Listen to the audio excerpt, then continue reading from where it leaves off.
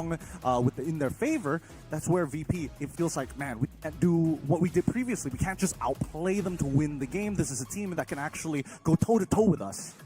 And I think that's one of Virtus.pro's real strength is their execution, right? If you end up with a draft that you cannot play with, again, capital PLAY, play with, then that's a non-starter. You're not getting anywhere. That was the story of game number 2. Now in 3, when you're in red, you usually have the onus of just banning things you cannot deal with because you're allowing your opponents to get that powerful first pick. And here they say, we're drawing the line on the Baksha, on the Uranus, and I would reckon if Pluto doesn't want to play it, the Cho should be red 3 ban as well.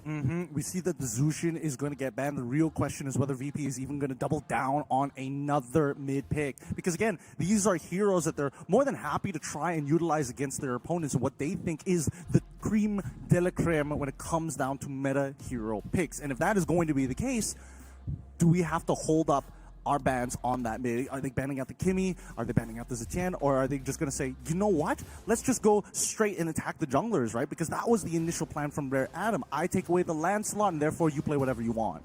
1-1 is still open as well. No matter what happens here in this red 3 ban, there is a hero that we usually do not see that comes through. And they instead ban the Zetian.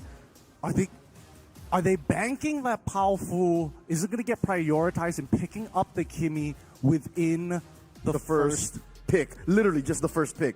Oh, and it's true, they do. What a call. Okay, great stuff coming up from Real Solo, aka Fly Solo, for those of you who are following the international space for a long time. But the Yishin Shin pick does open up a lot of options, right? Because I think VP were more than happy to say, hey, even if you do pick up the Kimmy first, we know that you want to go for Fredrin almost immediately after, right? So now, VP, they can pick both up right here, right now.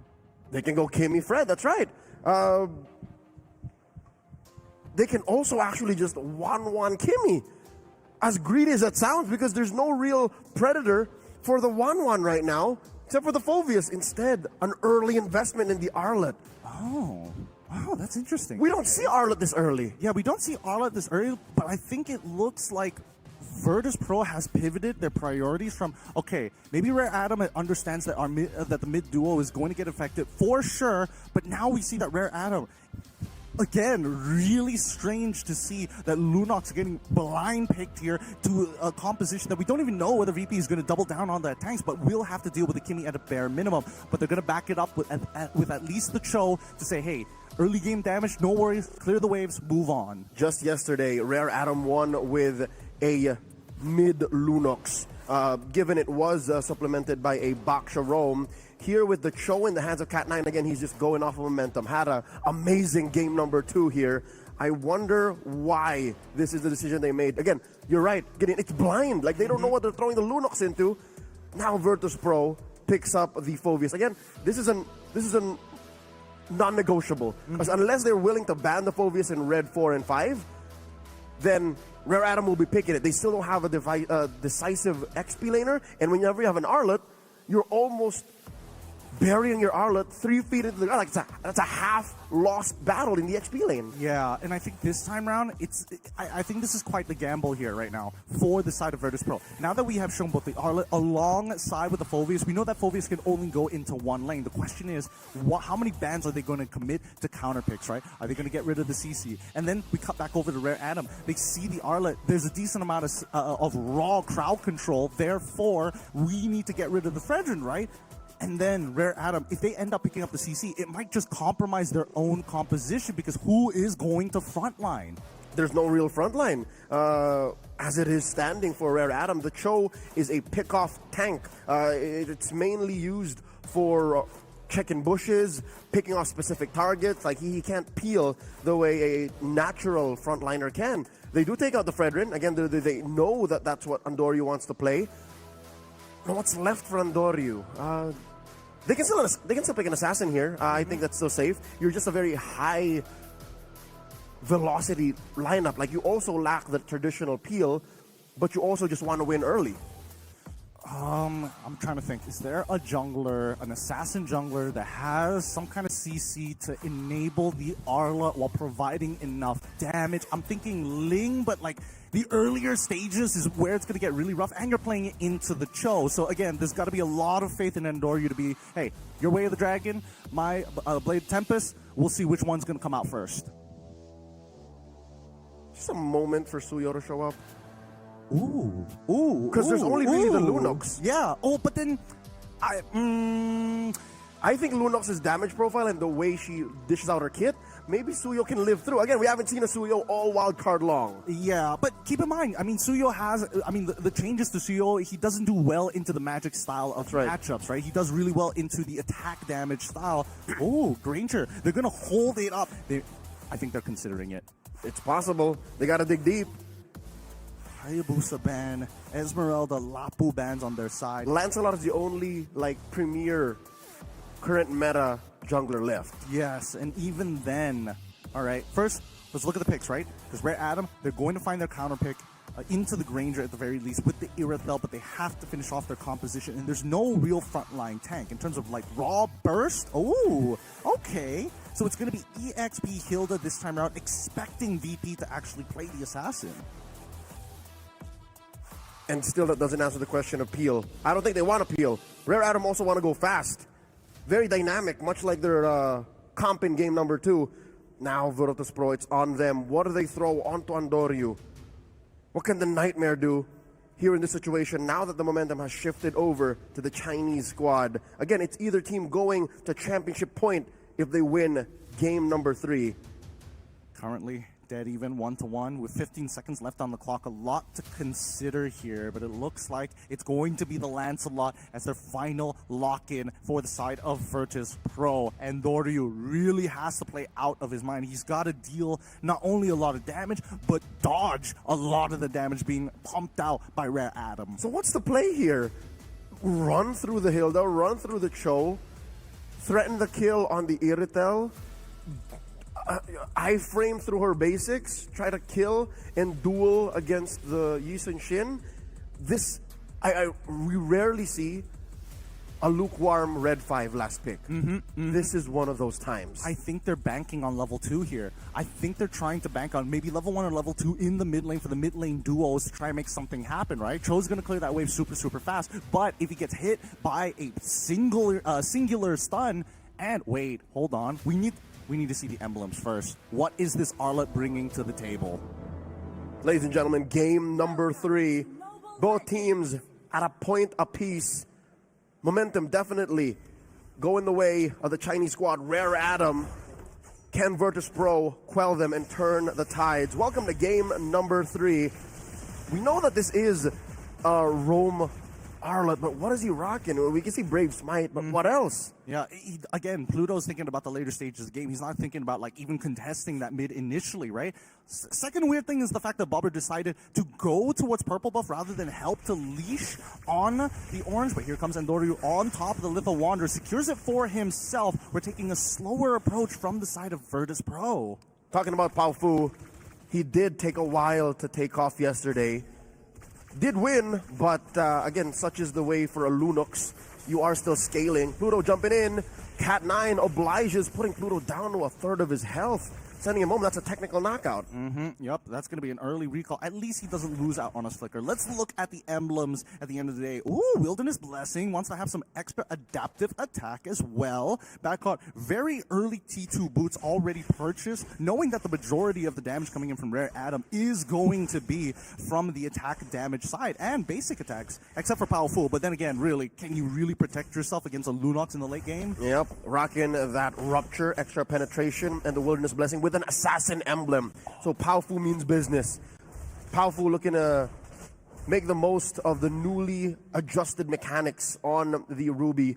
on the Lunox, making it easier to pull off a Ruby DD, some might say. I see where you're coming from, but right now, Powerful, he's got to be careful, right? A singular death is going to slow him down significantly, and Lanaya already finds Pluto as first blood achieved. Bobber looking to turn Powerful into dust. Traction Pulse as well, but not going to commit fully. Now, Andoryu getting chunked down by Dawn. Somebody peel for him. Somebody get him out of there, but Backcott has set it up so that he gets right on top of Lanaya. Bobber, he needs to reset this, and Andoryu secures the turtle. Powerful, the next to fall. Badcott has made his statement. Dawn takes the trade onto Andoryu. He's not done. Badcott wants Dawn too.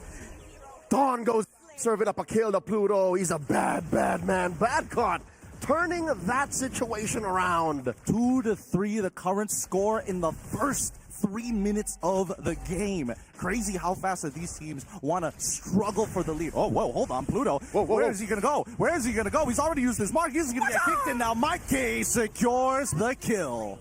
Mans didn't have a flicker. I mean, it's one thing to be a nuisance, but I don't know if his life at this point in the game is worth it to bother Lanaya like that. I agree. It was so easy to punish him. But it's information is information, right? Oh, Bobber, he's in trouble. Oh my goodness, he gets locked down. He locks down Powerful just in time. He was about to die there. Quickly jetpacks away. He's got to be careful. Powerful is working with 2 ults. The Nightmare commits Grand Theft Purple. He is indeed guilty. And there's nothing Rare Atom could do. You know what? I think at the end of the day, that's what Pluto was trying to go for. Oh, he was trying to distract Rare Atom, send him over down to that lower quarter so that there wouldn't be enough time for Rare Atom to stop Andoryu from getting that purple. This allows for Rare Atom to, again, make up for a kill, try to get there, but it's still 1,000 between them. I mean, the only person who's unhappy with that decision is Super Gorka. He's going to see Mikey come back with an extra 300 in the bank, and he's like, sure, I guess I just won't interact for now. And honestly, he shouldn't be interacting in the first place, right? He needs to stay healthy. Mikey has already gotten his first item, which is great for him, and Super Gorka is just looking at it, all right, I'll just take my time. Badcott. On the other hand, though, Dawn, he's been doing a very good job at keeping Badcott. The Indonesian Hilda has been terrorizing the world for such a long time, and Dawn, no exception. Oh, on a 1v1 scale, he can dominate, but against 3! And now here comes Cat9 to try to get involved. The Darkly coming up, Powerful. He gets pulled in by the traction pulse. Cat9 gets a good kick as they try to turn this around. Powerful is left out to dry. Virtus Pro finds another kill, but it's not over just yet. Lanaya is forced to back away. He wants it. Retries too early. He gets out of there, and now Cat9 must suffer the consequences for the mistake of his jungler. And that allows Virtus Pro to keep going. Pluto jumps in, flickers. No follow-up. For the thrill of it, Virtus Pro, again, they could have gotten punished, but they're holding on to their lead here. About 3,000 gold now. I thought Pluto was, I thought not only Pluto, but Badcott was going to flicker forward to try and capitalize on it. But Pluto did. But Pluto did. Badcott said, yeah, I'm not losing the lead just yet. Let's unlock Super Gorka. I'm a bad man, but I'm not crazy.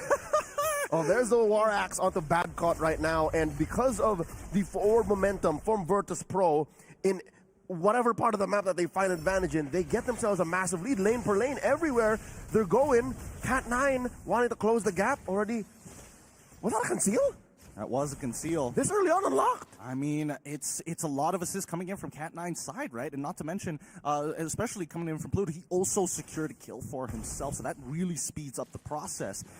At the end of the day, though, Pluto, he's trying to be effective with his abilities, right? That's why you're seeing him just throw out final slashes into wide brushes by that mid lane to guarantee some safety for his team. 6 minutes in, and I can already tell you this is a very different Virtus Pro. Number one, Badcott, he is an impact player. He's on his signature Phoveus, no longer a random Uranus, just again, a chunk of meat that kind of deals you damage. And as well, Bobber now actually picking fights that he can afford to pick fights because Pluto can help him back dudes off with the final slash, not just the glorious pathway that slows him down but doesn't really stop him. Yep, it doesn't stop him at all. And honestly, considering that they haven't dropped the ball in the earlier stages of the game and actually trading up, this works in favor of Virtus Pro compared to game number 2, where just no winning situations, they died early, and then they just got snowballed out of control. The next turtle spawns. Keep in mind, Cat9 has his ult and a flicker available. Turtle already started here by Andoryu. That's a huge presence by Virtus Pro here. All 5 near the turtle. Nothing Rare Atom could do. They are trying to set up for a push up top, but there's a quick rotation from Virtus Pro. Was that a final slash? Okay, it was a final slash and also a Phantom Execution. Oh, Backward tries to flicker forward. Does actually secure the kill onto Lanai with the help of Andoryu, and now everybody else looking to collapse upon him. Badcott is going to take his lead, and he's going to run it through Rare Adam's throat. Dawn, he's trying to hold on, but it's too late. Super Gorka secures the kill. The least they could have done was a push. Top lane does fall. Rare Atom scores that. But the rest of the map belongs to Virtus Pro. Game number 2 was so not VP. Here now they're pushing the volume up to 11. Yeah. They're cranking it out. They're, what, 4,000, 5,000 up now? They are getting into dangerous territories of a lead. 5K already achieved. If they get 5 more, it's that checkmate angle, similar to what we saw from Rare Atom in the previous game. In those final moments, they already achieved that 10K lead, and they could basically do whatever they want. Oh, this is a sign, a very bad sign for things to come for Rare Atom. Bober has already gotten his Holy Crystal 2nd item, and he is up about 2,000 gold from Powfu. 2-0 on this Lunox. There are difficult games. This is more than just difficult for Powfu. I've seen him try to pull off that combo. Didn't do it even once. I mean, he's not the only problem they got to worry about. Andoryu is getting very close to completing off. He just couple of components off actually from an endless battle. Not to mention he's 2 levels ahead of Lanaya. He is starving him out of the jungle while Super Gorka 3rd item complete. It's a very big power spike, and not to mention he got a Sky Piercer after the Hunter Strike, so therefore he's hunting for heads. He's the cleanup crew that Virtus Pro needs, which is why Badcott, he's so greedy on his builds. Those war axes, he loves it. Conceal on Cat9, finds Andoryu, final slash, the tip misses, but still that's enough. The fact that the full combo wasn't there, Rare Atom sent to the hills running. They're chasing. Already the Brilliance is already out. Pluto is going to try and keep on top of them. Badcott is getting slowed down, and Bobbers, well done, is able to hold back 2 to save the lives of his members, trading EXP for support. Couple of flickers spent as well, the Purify on Bober. Virtus Pro, I think this is still a green light. Again, it was but a speed bump, but they are still going to get the Lord here unless... What is Lanaya thinking? He has no Mountain Shocker. Couldn't even contest. At least, you know what? I'll tell you now, this is a good call by Rare Atom. If they tried to contest, they would have gotten punished. Oh yeah, for sure. I think at this point, Rare Atom just has to take the hits, right? They gotta wait for their timings. They gotta wait for Mikey to get his 4th item, and then they can really start doing stuff. For now, I mean, Dawn, if he has to sacrifice his life and trade 1 for 1, that's probably the best scenario they can get. I think that's the way. Just keep sending Dawn to check bushes, make sure that the coast is clear, get key resources on Mikey. I dare even say on Lanaya. Let Powfu deal with the stragglers. Let Powfu deal with those who will overextend, because you can't expect Virtus Pro to make mistakes, not at this point in the game, at such a crossroads. Popped that holy defense in mid. Bottom lane still standing, top lane as well. Super Gorka! The Darkening comes through, and Powfu finds it. 3-man G couldn't do, but Cat9 will get his ult out just in time to hit Pluto. Mikey has to run. Phantom Execution already out. Thornrose doesn't connect either, and Mikey is still alive. Mid inhibitor now getting attacked by Bober. He's going to take his time as we see that the holy defense is breaking on all fronts. This might be 2 inhibitors, unless Mikey has something to say about it. Dawn, he's taking some space. Virtus Pro say, you know what? Mid inhib, good enough. Let's back away. No HD. All these turrets standing on their own feet. A wave left alone could mean permanent damage to Rare Atom. They already have their mid lane penetrated. Virtus Pro, that's what I'm saying. Sometimes there are random parts of their lineup that are just left overextended. And I think that's because they knew that they were winning. Again, I wouldn't blame them. I would do the same if I was 6,000 gold ahead. But Powfu, you cannot deny the killer instinct on this young man. He only has 2 items, and he was able to do that to Super Gorka. Although that might be a blessing in disguise for Virtus Pro, because there were so many resources left up top to try and save Powfu. He did survive, but Cat9 fell. So, again, the intent was there, But Virtus.pro still got what they wanted. They got the push in mid and pop the holy defense down bottom.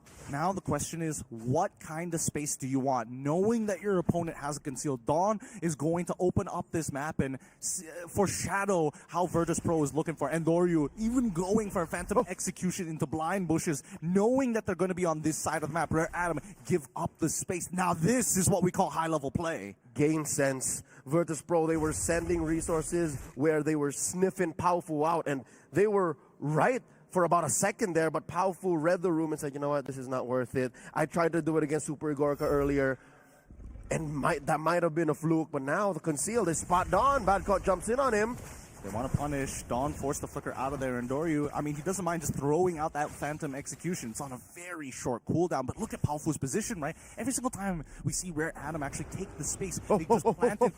Did he cancel it? Oh my goodness, he's open, and they see him, Powfu, now running out in the open. He needs Cat9 and Dawn to keep him alive. They protect him, and Virtus.pro, they call it. They saw the conceal actually coming through from Cat9's side. Both sides, the push and pull. This is such a dangerous moment. They saw it, they heard it. Mikey gets spotted by Pluto here, flushing him out of that brush. Now the dance begins. Lord standing, Badcott pushing back too. Gets caught by a kick here. Cat9 not pressing the button just yet. That's Flicker. It's good, right? Virtus.pro, they should have a green light to make this happen, but they're going to take it safe, right? Wait for the waves to actually stop pushing through, get a little bit more information because it's all about finding that pick. Now they got eyes on Powfu. They don't want that last engage he got on Super Igorka to happen once again. Super Igorka making himself scarce, man. He's putting a wall of bodies and actual structure between him and Rare Atom. He knows how important it is for him to live. Now Powfu holding that long brush. Andoryu already using his Phantom Execution. Do they know? Mountain Shocker. And now they're going to go in. The Turtle Ball is going to be thrown in as they go. Andoryu takes the Lord first, but Powfu finds Bober. And now Mikey, he's trying to attack that back line. And Virtus.pro, they quickly shift back. This is a not the worst situation for Rare Atom. They caught Bober, and this might allow them to protect themselves against the Lord. That's right. This is not by any means a consolation prize, a participation prize. No, they are happy to take out Bober because now that the Lord is pushing, they're lacking one major siege tool. That Kimmy that sprays out wanton magic damage. So I think Rare Atom survives another day here. They should, but let's see Cat9! how he plays. The kick comes through. Cat9 gets on top of Super Gorka, but nobody to follow up. They're just trying to delay as much as possible. Cat9, please, you can't die here. The Turtle Ball is going to be thrown as well to clear the waves. And Badcott, he's decided, no, I'm done with this. There's nothing else we can play for right now. A successful defense by Rare Atom. They indeed do live, whether it be through the fact that Bober wasn't there or that Cat9 knew exactly the limits of his kit. Allow for a big final slash! He makes it happen. He's trying to get underneath. Traction Pulse as well as they attack the bat line. Bober put down to 1 HP as Andoryu looks to dash. I was worried about that. I noticed Pluto, he had his flicker available. He tried to make the plays, but everybody who needed to get caught by the final slash had iframes, had CC immunity to dodge it.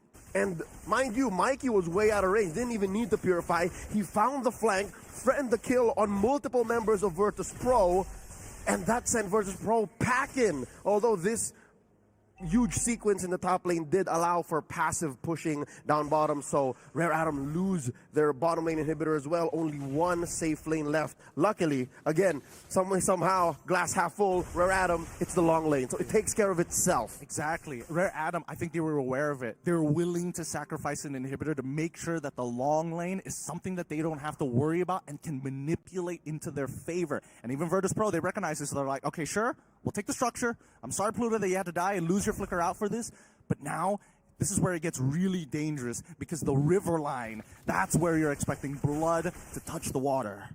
And again, I think Virtus.pro is going to play the same way they did, trying to flush out Powfu. And now the 16-minute mark, Powfu can't stand in random bushes anymore. The fact that you have one key wave clear missing means your base might be in jeopardy as you try to set up for a pickoff, which might not even be worth it anymore. Virtus.pro, oh, they got spotted here. Mountain Shocker. Beautiful, beautiful use of the Magic Sentry here, as well as the Mountain Shocker to double confirm, because Rare Atom, they've got to split on two sides, right? Now, Lanaya on that bot side gets an initial free push while the Lord is about to spawn in 12 seconds. However, Conceal, come through, Dawn spots it out, beautifully done in the final slash onto Cat9. He flickers out and Conceal, resources utilized, but this should guarantee that Virtus Pro is ready to fight around the Lord. And all Virtus Pro spent were ults with cooldown. Pao Fu gets flushed out by Pluto and Bad God. Here comes Cat9 to the rescue again. He does not have a conceal nor a flicker. This is difficult for Rare Atom. I think Virtus Pro know the length of their advantage. Again, now it's strong. Oh, they catch Lanaya! And that is it. The nail that they were looking for to guarantee this Lord and to try and end this game. Virtus Pro, they're going to have a no contestation for this Lord. And you can see that even Andori just double checking these bushes. Got to be safe. Doesn't want this 0% chance to turn into a 1% chance of a steal. Gideon, they're threatening to kill on Dawn. He does flicker out. But how was Lanaya caught out? We caught the tail end of that sequence, but what happened? What Pluto happened? flickered, final slash. That's it? Followed it up, and now another kick off the Andoryu. Pao Fu gets taken out as Magorka trades against Cat9. The worst possible scenario for Rare Atom has finally fallen into the hands of Virtus Pro. and they might not even need to wait for the Lord as Dawn gets popped by Super Igorka. And that's Mikey up next. Lanaya left to defend. That's it. That's it. The final play here. Virtus Pro didn't have to do that much. Rare Atom, unfortunately, punished for looking for space. Virtus Pro at